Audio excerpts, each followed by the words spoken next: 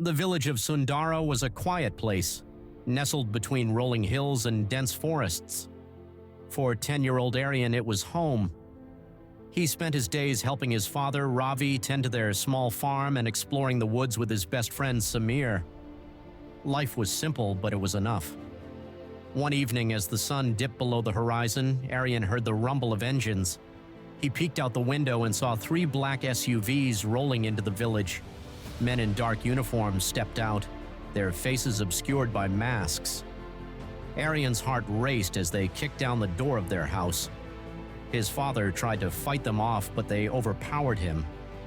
Aryan screamed as one of the men grabbed him and dragged him to the SUV. The last thing he saw was his father's bloodied face, shouting, "Run, Aryan, run!" The journey was a blur. Aryan was blindfolded and thrown into a cold, dark room. When the blindfold was removed, he found himself in a sterile, windowless facility. A tall, imposing man with sharp features and cold eyes stood before him. "Welcome to your new home, Aryan," the man said. "I am Victor Kane. From now on, you belong to me." Aryan's training began immediately. He was taught kung fu by a stern instructor named Marcus, who showed no mercy during their sparring sessions. "Pain is your teacher," Marcus would say as Aryan struggled to block his strikes. Alongside martial arts, Aryan was trained in firearms, survival skills, and even disguise techniques. He hated every moment of it, but he quickly realized that resistance was futile. The facility was a fortress, and escape seemed impossible.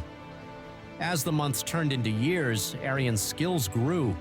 He could disarm an opponent in seconds, shoot a target from 100 meters, and drive a car at breakneck speeds. But beneath his growing competence, a fire burned within him, a hatred for Victor Kane and his organization. Aryan bided his time, waiting for the right moment to strike. One day during a combat exercise, Aryan overheard a conversation between Victor and Marcus. The boy's father was a liability, Victor said. He knew too much. Eliminating him was necessary. Aryan's blood ran cold. His father's death hadn't been an accident. It had been murder. That night, as he lay in his bunk, Aryan made a silent vow. He would escape, and he would make Victor Kane pay. By the time Aryan turned 16, he had become a weapon. His body was lean and muscular, his reflexes razor-sharp. He could fly a plane, hack into secure systems, and blend into any crowd with ease. But his mind was a battlefield. The skills he had been forced to learn were now a part of him, and he hated himself for it. Marcus, his primary trainer, was the only one who showed Aryan any semblance of respect. "You're not like the others," Marcus once told him. "You have a fire in you. Use it." Aryan didn't know if Marcus was trying to motivate him or manipulate him, but the words stuck with him. One evening, while practicing his shooting skills, Aryan noticed a flaw in the facility's security system. The cameras had blind spots and the guards' patrol routes were predictable. He began to formulate a plan. Over the next few weeks, he gathered supplies, a knife, a lockpick, a map of the facility, and hid them in his room. The night of his escape attempt, Aryan moved like a shadow. He disabled the cameras, took out 2 guards with silent precision, and made his way to the hangar where a small plane was kept. But just as he was about to board the plane, Victor Kane appeared, flanked by armed men. "Impressive," Victor said, his voice dripping with sarcasm, but not impressive enough. Aryan was thrown into solitary confinement for a month, but even in the darkness, his resolve only grew stronger. He would escape, and he would destroy Victor Kane and his organization. Aryan's second escape attempt was flawless. He had spent months studying the facility's layout, memorizing guard rotations, and practicing his combat skills. This time, he left nothing to chance.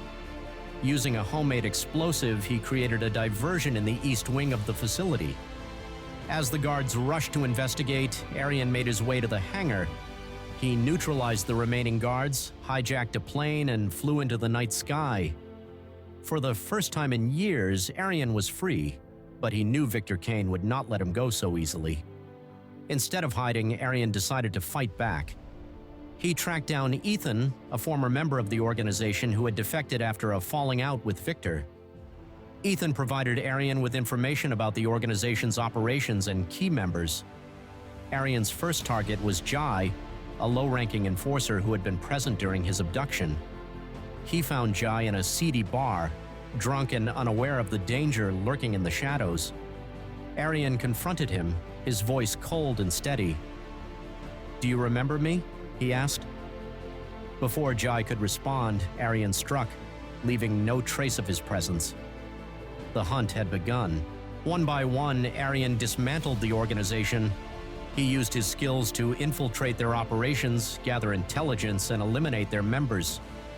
Each kill brought him closer to Victor Kane, but it also took a toll on his soul. Marcus, his former mentor, became his most formidable opponent. Their final confrontation took place in an abandoned warehouse. The fight was brutal, with both men pushing themselves to their limits.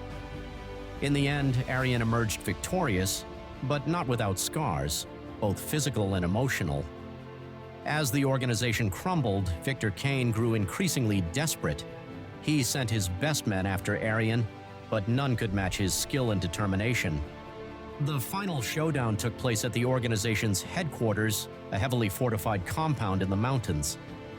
Aryan fought his way through waves of guards, his body battered but his spirit unbroken.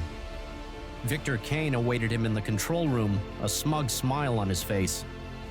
"You think you've won?" he sneered. "You're just a pawn in a much larger game." Aryan didn't respond. He launched himself at Victor and the two men engaged in a deadly duel. Despite Victor's skill, Aryan's rage and determination gave him the edge. With a final devastating blow, he ended Victor's life.